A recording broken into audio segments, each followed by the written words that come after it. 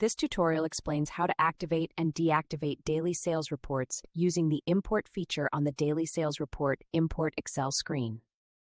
Click the Accounts menu to access account-related features within the application. Click the Daily Sales Report option to view and manage daily sales data. Click the Daily Sales Report Import CSV to open the interface for importing sales data files. Click the sample CSV link to download a template file that shows the required format for importing sales reports. Check the consignment number. It should contain only numeric values. Check the consignment year. It should contain only numeric values. Check the Is DSR verified column.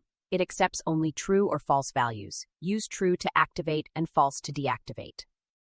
Click the Click Here to choose File button to open the File Selection dialog for uploading your CSV file. Enter the path to your CSV file containing the bulk active and deactive DSR data to prepare it for validation.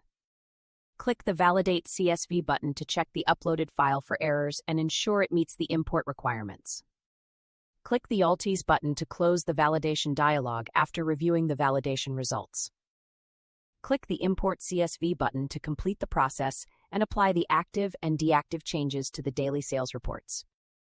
You have successfully activated and deactivated daily sales reports by importing a validated CSV file through the Daily Sales Report Import screen.